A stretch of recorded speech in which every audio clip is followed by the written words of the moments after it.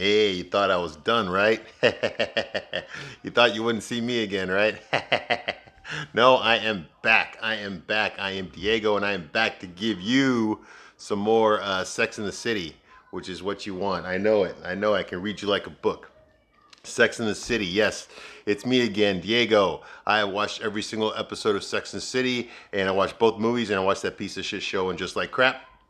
And I did my review on it. It's already on this channel if you want to watch it. I'm a big fan of Sex and the City. Like I said, I've watched every single episode, and that wasn't because I didn't like it. It's because I did like it. All right. But I had a big problem with the show. The biggest problem I had with the show was I didn't like the way that men were being represented. The straight men on the show. I did not like the way they were being represented at all. They were not realistic. These were throwaway characters. These were cartoon characters. They're not real men. No real men would act this way. And I decided that what I was going to do on this channel was set the record straight, literally and figuratively. Okay, I wanted you to get a straight man's point of view. Okay, I don't bullshit here. I'm going to tell you the honest God truth. All right, I don't lie here. I'm going to tell you honest to God what a straight guy thinks about these episodes, about these women, about dating in general, okay? I can only draw from my experience because at the time when these episodes aired around 2000, right before September 11th, when these episodes aired, I was young. I was a young man. I was single, no kids. I was out there living in Chicago, in a big city. I was very into the cultural scene there, the nightclubs, the shows, the restaurants, the hotels. I knew all that stuff. Okay, I was deep into that culture there in downtown Chicago at that time in my life. So I related a lot. Okay, I was the type of guys. I was a typical guy that would show up in an episode of this show. Okay, so all the girls that I liked at work and in other places at school, they all watched the show. And that's what turned me onto the show. That's why I started watching it, okay? Because all the girls I knew, all the hot girls I knew were watching it. And I wanted to have something to talk to them about. And then I got hooked on it because, it was fun. It was fun watching dating from a woman's point of view, all right? So I thought it was kind of fun. But it wasn't realistic, but it was fun, all right? So I'm here to set the record straight, okay? If you're easily triggered, okay, if you get your feelings hurt, I'm sorry, okay? But I am going to fucking blow apart your fucking world, all right? Because that's what I do here. I'm going to tell you the honest God truth, whether you like to fucking hear it or not. I don't bullshit here. And any of you guys that are out there watching this, please don't watch this with your girlfriend or your wife, okay? Because I'm going to spill the secrets, okay? I am, and you know damn well I am too, all right? Okay, so here, let's begin, okay? First of all, I want to apologize for being gone for so long. I was on vacation. I mentioned that before. But then as soon as I came back from vacation, I got hit with, yeah, it finally got around to me, okay? So I got hit. I got hit with the coof. And I'm just now recovering, and I'm feeling much, much better than I was before. So I'm ready to start doing this again. I'm ready to dive back into my youth, into Sex in the City, and see what these bitches are doing there, because that's what they are. They're a bunch of bitches, okay? And I mean that. That's a term of endearment, okay? It's a term of endearment. All right. Okay, so here we're going to start off. We are back now. We are on season 4. That's right, season 4. We are here. Over halfway done. Season 4, okay? We're going to go into it balls deep. All right, here we go. Sex and the City, season 4, episode 1. Episode 1, season 4, okay? The name of this episode is called The Agony and the Ecstasy, okay? The Agony and the Ecstasy, all right. So the girls are all getting ready for a night out in the town, okay? They're all getting dressed up, checking themselves out in the mirror, putting their clothes on, their jewelry, all that kind of shit, that you girls do. You spend fucking 5 hours getting ready to go to a 2-hour show. And you're all doing that shit, and the girls all get together and they're walking, and I guess they're in a hurry. They're going to an engagement party. Okay. Apparently they're going to an engagement party for a guy, and all the girls are friends with this guy. They're very close with this guy. His name is Danny. In fact, they are so close with him. He is such an important part of their lives that we will never see him again in any other episodes. All right. But his name is Danny, and he sent out engagement invitations. And we get to look at it, and it's Danny and some girl, and it says it says 2 souls, 1 thought. Okay, and of course that's pretty tacky. It's pretty stupid. I don't know what the fuck. This must have been the fiance, the girl fiance, that thought of this. Because I would not have done that at my engagement. I would not put fucking something stupid like that, like 2 souls and 1 thought. That makes no fucking sense at all. All right, but it just goes to show you who's really wearing the pants in that relationship there. Okay, well it turns out that all 4 of the women have had some sort of a sexual relationship with this guy. Samantha admits that she fucked him. Carrie fucked him. She had a one-night stand with him. Charlotte kissed him once, like out in the woods. And Miranda showed him her titty once. And that's it. Okay. Yeah. Yeah. And this is, and they're all going to his engagement party. Let me tell you something. Okay, ladies, you might not know this, but you guys fucking know this. All right. I know that it's very common, especially when you have a certain clique of friends. It's very common that eventually you're gonna fuck the same person. Okay, it happens all the time. Whenever you're in a tight group of friends, you know it's gonna happen. Most of you girls out there, okay, you've already fucked your best friend's husband. Okay, you've already fucked your one of your girlfriend's boyfriends. Okay, you've already done it. All right, you know damn well you have. Okay, and for most of the part, you girls don't really care. And I thought also that was kind of weird. Like you don't give a shit. You know, like if I had this girlfriend once, and I fucked this one girl, and then I started dating her friend. You know, and there was no jealousy. There was no like, hey, you know, why are you dating him? I already date. You know, there's none of that shit. But if it's the other way around, if it's a guy, you know, if I fucked another guy, one of my friends, if I knew a girl had already fucked one of my friends, and then she wants to go out with me. Now, I'm really not going to do it, especially if my friend is my good friend. I'm not going to do it because it's a form of respect. Doesn't matter how attracted I am to her. If it's a form of respect, I'm probably not. I've done it before. Okay, I'm guilty. Okay, I'm fucking human. All right, but I'm probably not going to do it. Okay, so what I'm trying to say here is that if my friend is getting married to a girl that I already fucked, or I would never get married to a girl that one of my friends that's going to the wedding already fucked. Okay, I would never do that. Okay, not knowingly. No. Bullshit. No. Okay. But I guess girls have no problem with it. I don't get it why. Why do girls even get fucking jealous? You know? Because when it comes to sex, most of you don't really get jealous. You know, you don't get really jealous about sex. You get jealous about relationships. You know?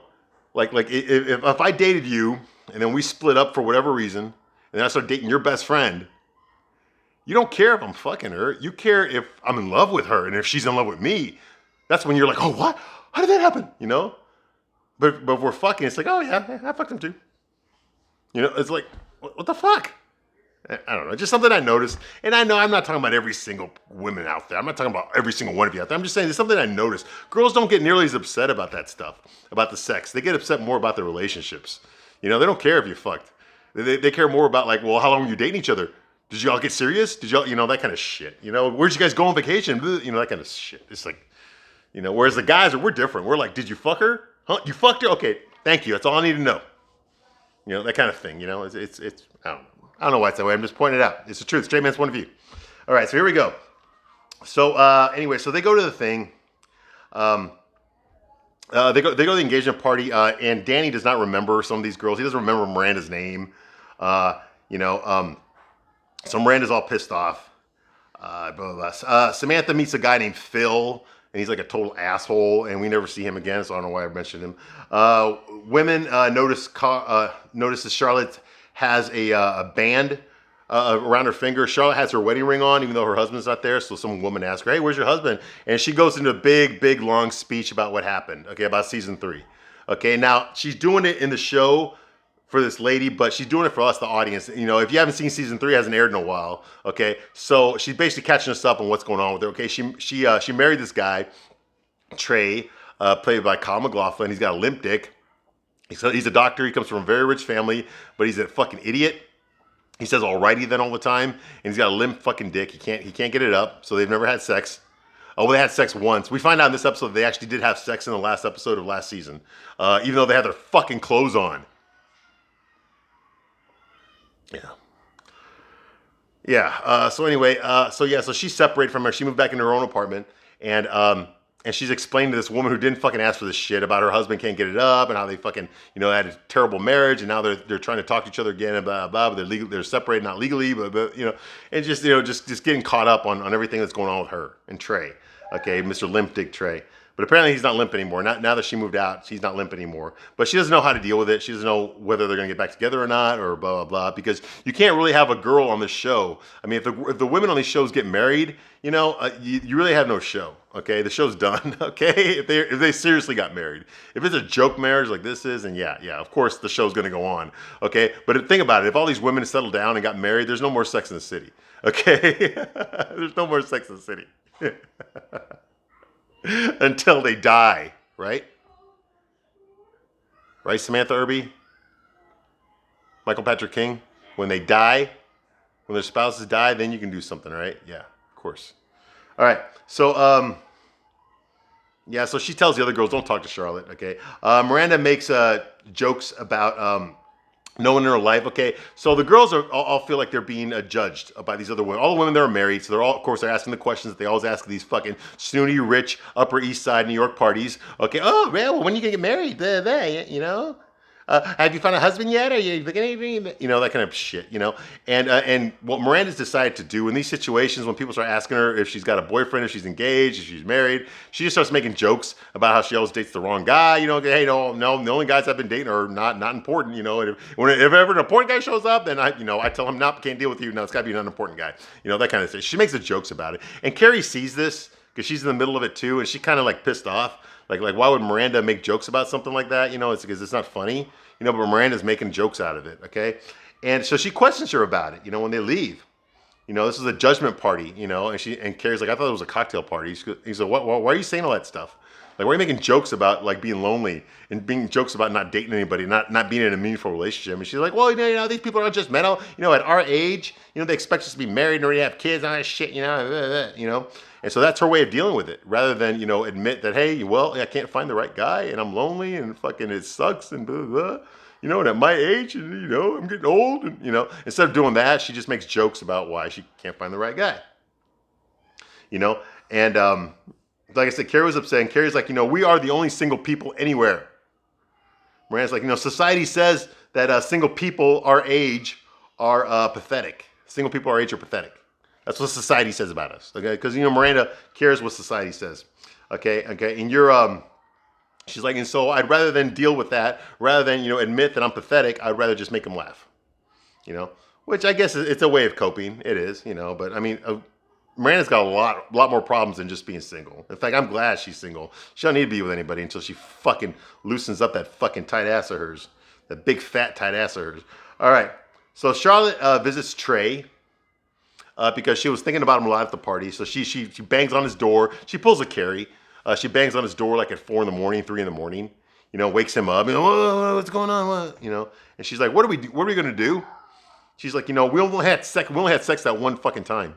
Because like, why do you always want me when you can't have me? Okay, and now all of a sudden he gets hard. He gets hard when she's yelling at him, and she can feel his heart on. She's like, "Oh my God, are you hard right now?" He's like, "Yeah, I think I'm ready to." And so, yeah. Okay, so he went from not being able to get aroused to getting aroused too fast. Yeah, you can't win with this guy. You can't. Kyle MacLachlan, I know his career was hurting at the time. You know, I mean, I think that Showgirls kind of fucked him up as far as his acting career goes. You know, because Twin Peaks he was hot because of Twin Peaks and Dune and all that, and then when Showgirls came out, like everyone's career suffered from that movie, and Kyle MacLachlan was no exception. And I think that he just needed the work. I think your typical actor would not have taken this role. You know, these are the roles that define your career. Especially if he's really good in this role, this is what people are going to remember him for. They're going to remember him as playing the limp dick fucking alrighty then, you know, oblivious idiot boyfriend, husband, you know, the kind of husband you don't want to be married to. And he goes from fucking not being able to get hard on to fucking premature ejaculation. I mean, you can't win with this guy. You can't, okay? They're just going to write him that way. And I think this is the most famous thing he's done since Dune. I think this role he plays, Trey McDougal, just erased the character he played in Dune because this is like what we remember him for now. Okay, I don't know what the fuck he's done recently. I know he's still acting, and I know he did a lot of other stuff, like a lot of good stuff when he was younger. You know, like around the time that he did Dune, he did something called Blue Velvet or something, or I don't know. But you know, not anymore. Yeah, not anymore. Yeah, he's all right. And this is what did it. This is what ruined his career. Okay, but he took this role. Okay, he accepted the role. He took the paycheck. So yeah, he's got to show you what it's like to premature ejaculate. And he's got to show what it's like to not deal with fucking being impotent. So yeah, okay. So that's him. So anyway, all right. Then Charlotte leaves. She's all pissed off. Like I said, this is bullshit. You know, he only wants her when he can't have her. That's, you know, Yeah, they got to start making this a little bit more believable because I don't buy that at all. Okay, I think a guy like this, you know, he should be concerned that he can't get it up, and he should be concerned that he's premature ejaculation. Okay, a normal guy. This guy's a doctor, for Christ's sake. Okay, he knows this isn't normal.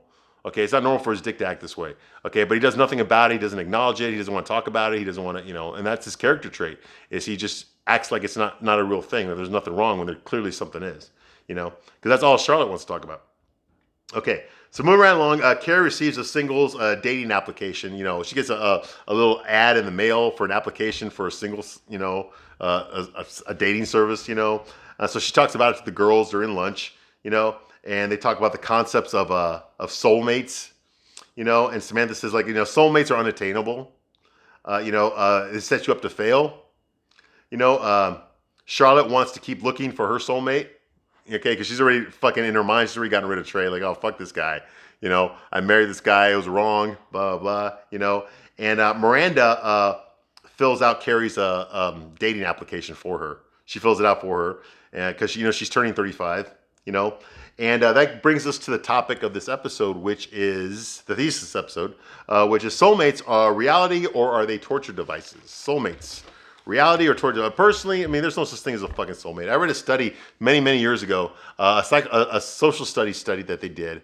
And did you know that you are actually compatible, physically, mentally, emotionally, every which way, sexually compatible with 30% of the population? You are. Okay? We are actually compatible with 30% of everybody that we see. We are. Okay? But we don't exercise. Most of us don't exercise it. Okay, so the idea of a soulmate it is stupid. It's just something that's used to sell romance novels and chick flicks, and that kind of thing. Because that's how you buy a lot of stuff. Okay, you ever notice that romance doesn't exist without buying something? Okay, it's what kept the diamond industry in business. Okay, diamonds and romance, that shit was invented in the 1920s. Okay, it was not invented. It's not been around for fucking thousands of years. Okay, it's all bullshit. All right. So the whole idea about a soulmate, that's all shit sent to sell you movie tickets. All right. No, I'm not sounding jaded. I'm telling you the honest to God truth. This is what really happened. Okay, you want to fucking believe in La La Land? That's up to you. But I ain't gonna go there. All right. Carrie doesn't want to do anything for her birthday. Samantha says that she wants to get a dinner for her. Grab a 30. She says you need to grab 35 by the balls. Okay, yeah, that's something Samantha would say.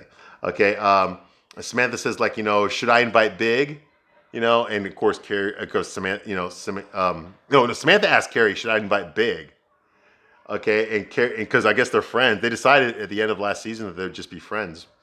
We'll see how long that lasts. Okay, and I think she actually does. I think she actually does invite Big.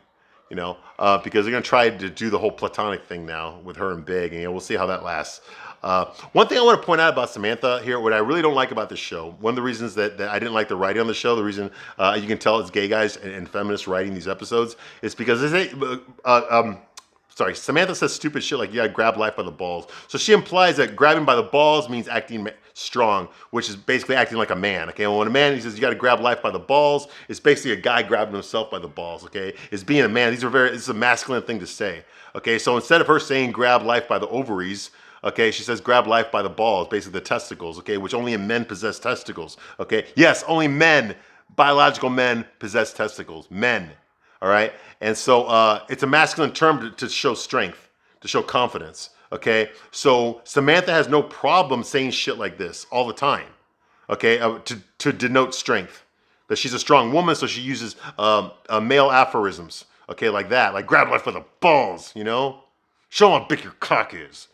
Samantha's the kind of woman that says shit like this because this detonates dominance. It detonates strength. Okay, these are all masculine terms. Okay, but yet at the same time, she degrades men. She says they're useless. They don't accept responsibility for anything. They're only good for one fucking thing. Blah, blah, blah. Men are all immature. Men all wish they had their mommies. So it's like, what the fuck? Okay, so are you gonna put down men or are you gonna embrace men? Okay, are you gonna talk about how great fucking men are or are you gonna talk about how shitty fucking men are? Okay, because you seem to pick and choose this shit. Okay, and I don't like that at all. Okay, and no, I'm not saying that I get offense personally, but it's just something that I noticed. Okay, no straight guy would ever act this way. Okay, no straight guy would ever fucking, you can be a strong man. You can be strong and still be masculine. Okay, these women like Samantha cannot be strong without being masculine. Why can't you be strong and feminine at the same time? Why can't you embrace certain aspects of masculinity? And at the same time, degrade certain aspects of masculinity. Instead of saying, oh, I'm going to be a man, that means I'm strong, or men are all pieces of shit. Well, you can't have both. You can't have both, all right? Okay. So Samantha notices this hot friar. I guess he's dressed like Friar Tuck from Robin Hood, okay? And it's Costas Mandalore, Okay, for those of you who don't know, Costas Mandylor, he's this actor from like the 90s and shit. I remember him from, he was in some movie with Richard Grieco. Yeah, remember him? Yeah, Richard Grieco and Christian Slater, Mobster, and Patrick Dempsey. Mobsters. Yeah, they're in a movie called Mobsters. He was one of the like the original mafia guys, like Lucky Luciano and Bugsy Siegel. Yeah, he's one of those guys. And then I also remember him from My Big Fat Greek Wedding. Of course, he was Tula's brother in that movie, which also had John Corbett, who had fucking Aiden was in that movie too. And that was in Chicago, the Greek town of Chicago. I've been to that restaurant. Costas Mandylor, yeah. And I also remember him from Saw. If you watch the Saw movies, he plays like Detective Hoffman or whatever, who's really like a Jigsaw. He's one of the Jigsaw guys working for Jigsaw. Yeah, so that's how I know Costas Mandylor. And he's here, and Samantha likes him because, she wants to hit on a fucking friar. Or he's like a priest / friar, and he's wearing in his fucking friar outfit, like I said, like Friar Tuck, and she calls him Friar Fuck. Yeah. Because she wants to fuck him. So she flirts with him, and he talks about how like he's accepting donations, to feed the poor. And she's like, "Oh well, I can feed you something." Okay, and Samantha's just playing her game. Now, something I don't understand about Samantha, she puts a lot of effort into this guy. Okay, like she really goes out of her way to try to flirt with this guy, pick him up, and get him in bed. She has this fantasy about fucking a friar, a priest, because she hasn't had one. So she spends a lot of her effort trying to fuck this guy, and I can't understand like what if men are so disposable. Samantha men are disposable to her, so why is she putting so much effort into this one guy, especially this one guy who's unattainable? I can understand her, wanting to fuck him, but I mean he's a friar, he's not going to want to fuck you, okay? So why spend so much energy trying to? It's like you're not going to win here. Why don't you put some energy into fucking a guy that will fuck you? There's a lot of losers out there that'll fuck you, Samantha. Yeah, I said losers. Yeah, very few winners would fuck you, Samantha. I'm sorry. You're not a mannequin anymore. Okay, you're not young anymore. Okay, she's like what 45 now, 44 in this episode. Yeah, so yeah, she's at the wall already. And I like Samantha. Don't get me wrong, I like Samantha. Okay, I like her as a person. She got the best personality, I think, out of all 4 girls. But she's old. She's getting older. Okay, she's acting like she's some fucking hot 19-year-old, and she's not. She's not. Okay, but I love it about her though. The fact that she's got the confidence. So anyway, moving right along. Samantha brags about jerking off. Whatever. Yeah. So so Samantha, of course, what she does? She goes back home and she starts playing with herself. Okay, she starts jerking herself off. Okay, and once again, hey, the first 4 or 5 times it was kind of cool. Watching Samantha go, okay, like doing that, like the first 4 or 5 times in the episodes, it was kind of, all right, oh, whoa, okay, Samantha's doing her thing. But this is like, what, the 17th or 18th time she's done this now, where she just goes in the camera, like,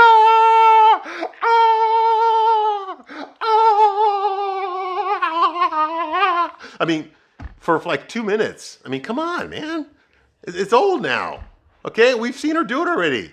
Okay, yeah, like I said, it was fun the first 4 or 5 times. It's like the 17th time. It's done. It's an old joke. I mean, come on. This is fucking stupid. I don't want to see that shit anymore. Okay, it's dumb now. Okay, it came, it went. It's done. Quit doing it.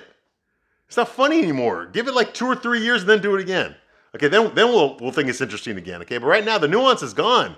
Okay? The novelty of that is gone. Quit fucking doing it, Samantha. You just look stupid now. It was cool the first 4 times, but now you just look stupid doing it. Okay, but anyway, so she brags to her girlfriends about jerking off for 2 hours. Friar fuck. Like I said, guys don't do this. We don't brag to our guy friends about jerking off, okay? It's just known that we do it, okay? We don't fucking brag about it. Because it's no big deal. See, Samantha thinks that jerking off is a big deal. She needs to tell her friends about it. Because she knows that someone like Charlotte's going to get offended by jerking off. And then she can put Charlotte in her place. So there's nothing wrong with it. It's healthy. Guys, we don't have these conversations, okay? We don't even talk about it, okay? It's just known that we do it, and that's it. That's it. We don't need to talk about it. We know what it is. We know what it means. It's pointless. It's a cheap thrill. That's it. It's not even worth mentioning, okay?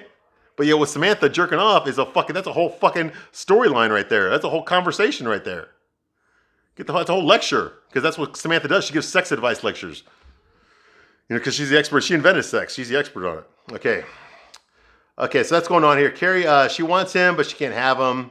That's what turns her on about Friar Fuck. Very Thornbirds, okay?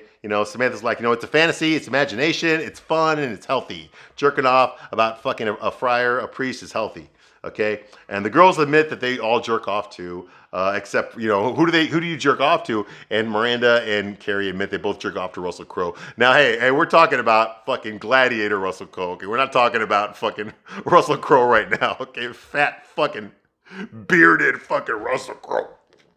Well, I'm Russell Crowe. Fucking Santa Claus looking Russell Crowe. We're not talking about that one, okay? We're talking about fucking, shredded fucking, gladiator Russell Crowe.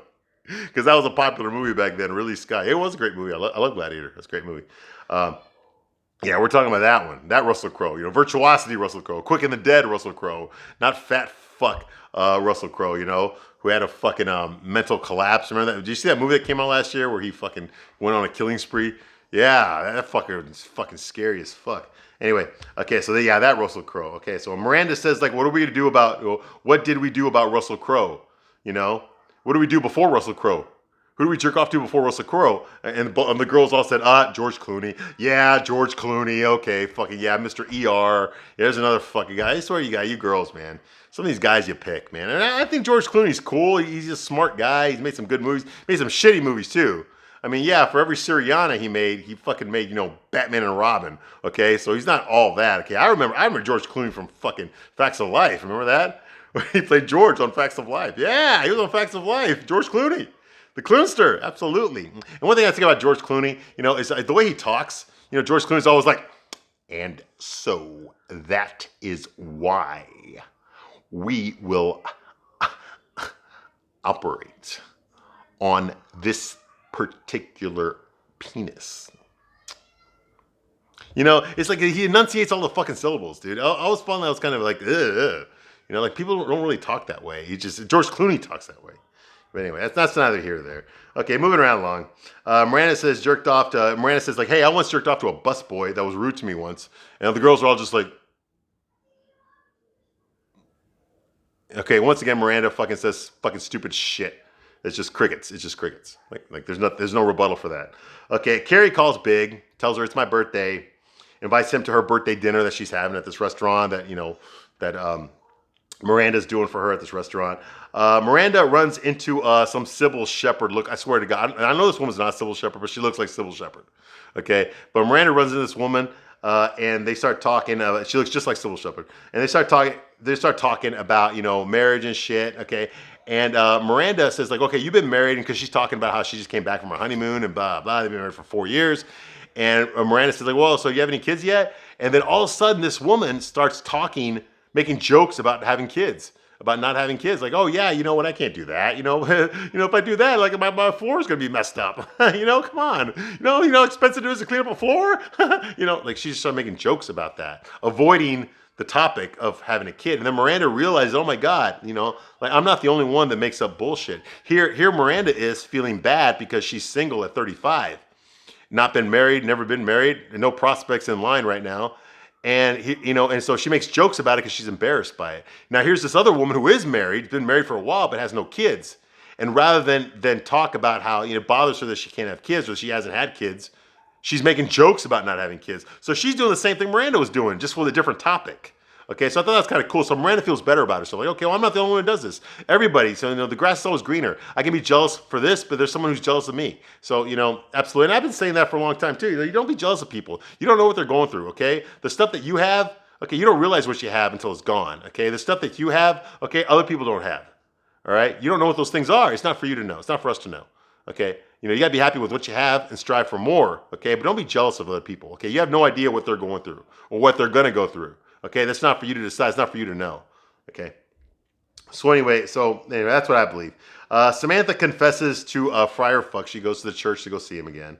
That she, Costas Mandalore, that she donated some canned food, and she gives it to him, and she basically propositions him, and he shuts her down. I mean, he's a fucking friar, for Christ's sake. Of course, what do you think he's going to do? He rejects her, basically, and Samantha spends more energy just on this guy. Like she's trying so fucking hard to seduce this guy. Like it's not gonna work. Like why she spend so much energy on this? It's a lost cause, but she's doing it.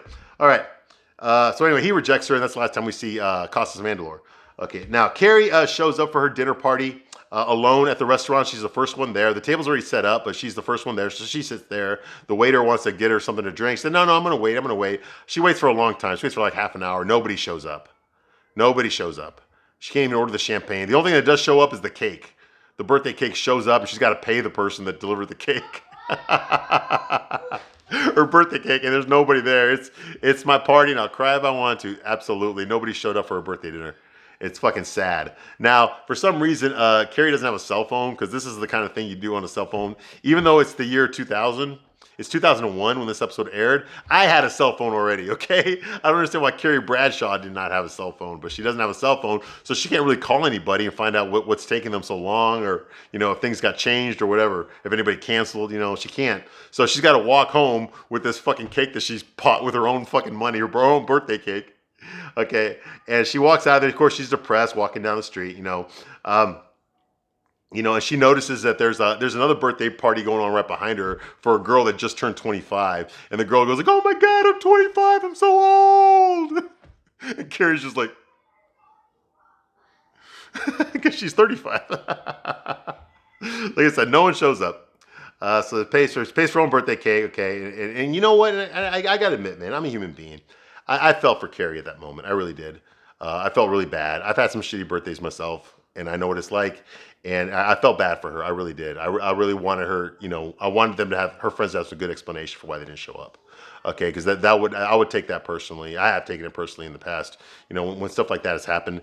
And, your friends are supposed to be there for you. Your family's supposed to be there for you. Carrie has no family. All she has is her friends, and they let her down at this moment. They let her down on her birthday.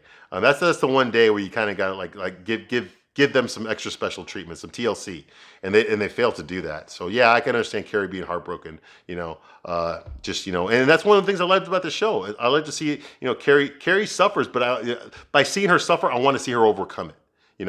I like watching Carrie suffer because I want to see how she's going to overcome it. How she's going to deal with it. These are good life lessons. That's the reason I like the show, is I want to see how girls deal with this stuff. I know how I'll deal with it, but I want to see how she deals with it. And so she leaves, okay, and she gets yelled at. She walks into some wet cement. There's construction workers yelling at her because she stepped into wet cement. And she's like, I'm sorry. So she's got fucking wet cement all over her Manolo Blahniks, and she's trying to get out of there. But then she drops her cake into the fucking wet cement. And the whole time, the construction worker guys are yelling at her to get off. She's like, I'm sorry. So she has to dish her fucking cake. So she doesn't even get to eat her cake. So she gets home, and she starts listening to her voice messages, and all the excuses. Everybody's got an excuse. Stanford's got an excuse. Miranda's got an excuse. They all got excuses. Charlotte calls and cancels. All this kind of crazy shit happens. All right. So she's all pissed off, and she goes into the shower. She starts taking a shower. I didn't take her makeup off, though, but she goes into the shower. And I think Miranda left a message saying, like, get a cell phone, which is what I was saying, okay, and Charlotte shows up. I guess she had a key to the apartment. So while Carrie's in the shower, Charlotte walks into the apartment, and she goes in the shower and scares the fuck out of Carrie. Scares her. Okay, Carrie's not in a good mood. So they end up going to a coffee shop, okay? So all the girls meet her at a coffee shop. So it's Charlotte, Miranda, Carrie, and Samantha, okay? And Carrie tells the girls that she felt lonely at the restaurant. She felt really bad while she was waiting. She didn't like waiting. And Carrie is like, it felt really sad to not have a man in my life. It felt really sad to not have anyone in my life who really cares about me, who gives a shit about me. And I can understand that, And she said, and that, it's really sad that I didn't have any man in my life to wish me a happy birthday. And I understand her loneliness. She's got a lot of loneliness. She really does, It's like, when she's in a relationship, she wants perfection. She says she doesn't, but she does. Perfect for her, and very few people can live up to that. So of course she's going to fail. But when she's not with anybody, so she wants to get out because her partner doesn't measure up. But when she has nobody, she's all upset. I'm lonely. Nobody wants me. No, you don't want anybody. That's what it comes down to. She's dated lots of guys. They're not all bad. But she fucked them all up for whatever, or they fucked it up, okay? I can understand them fucking it up. What about the ones that she fucked up? You had a lot of guys. You had a lot of good guys there. Okay, you fucked it up, Carrie. I mean, fuck Aiden, for Christ's sake, man. You had it made with him. That guy would have done anything for you, and you fucked that up. So why are you crying about being lonely? You've done this to yourself. You know, you got to do something about it. Go out. Why don't you hit on a guy for a change? How about that? Why don't you hit on a guy for a change? Okay? That way you decide who you're going to go out with instead of waiting for some guy to pick you. Why don't you pick the guy? Okay? And only date guys that you picked, not guys that came up to you. You see what I mean? Yeah, welcome to our world. Welcome to a guy's world. Hey, at least we don't go out with girls we don't want to, because we got to make the first move. We only approach the ones that we want. Okay, so anyway, so that's going on here. Coffee shop. She's really sad. She's got nobody there, you know, and she's got no goddamn soulmate. She says that. I got no goddamn soulmate. Okay, so she's feeling sorry for herself, and I get it. You know, it's her birthday, you know, whatever. You know, and she cries. She cries, you know, and I felt for her. Like I said earlier, I felt for her. You know, Charlotte says something, and this is the thesis of the whole show, actually. Most important line in the whole show. Maybe we can be each other's soulmates. And men can just be these guys that we have fun with. Say it again. Maybe we can be each other's soulmates, and men can just be these guys that we have fun with. You see, it's all about girl power love, not guy and girl love. Okay? And that's what the show is. That's Sex and the City right there. You just showed exactly what it is. Men are disposable. It's the female friends that are the important ones. Those are the ones that last forever. Am I right? Yeah, right. Okay, Ripley don't believe this shit, okay? This is just a coping mechanism for women that they rode the cock carousel, they fucked a lot of guys, they ended up fucking a lot of losers, and now that they decided they want a high value guy, you know, they find out that no, the high value guys don't want to fuck you. So what do? You blame men. You say, you know, I'm only gonna love women now, and I'll just fuck men. Okay, you know what you sound like? You know what you sound like? You sound like a fucking guy. You know what? The guys that get played, what do you think they become? They become players. All right? You sound like them. You sound like the pickup artists that you hear about all the time. Those guys that go out there and just fuck a lot of girls, that's what you sound like. All right? Bro code, bros before hoes, right? Okay? Remember that, ladies. You put that energy out there, what do you think you're going to get back? You're only going to get guys that feel that way about you. And there's a lot to be said about it. When you think about it, what do you bring to the table? There's a lot of guys who go, what do you bring other than your pussy, what do you bring to the table? What can you provide a man that a man cannot provide for himself? Other than your pussy, what else you got? Okay, that's one. What else you got? See? It's very easy to fall into that trap as well. Okay, just remember that, ladies. Remember that. Okay. So Samantha says that's the plan. Okay, and that's the plan for the whole fucking show. All right, so Carrie says, you know, I'm 35, I'm not 25. I'm fucking 35. Once again, feeling sorry for herself, you know. And Samantha's like, shut the fuck up, I'm 104. No, you're like 44. You're 104, but okay, I get it. All right. Piano music, chick flick interlude, blah, blah. Big shows up in the car. They have some champagne in the car. They're just friends. He's like 40, 45 years old. Big says, I like the word soul and I like the word mate, but that's it. That's all I understand. And then, you know, Carrie's like, okay, bye. And she leaves and they don't have sex. And that's the end of the episode. Thank you for watching my review. I am happy to be back. And I'll be back soon with the next one. Thank you very much.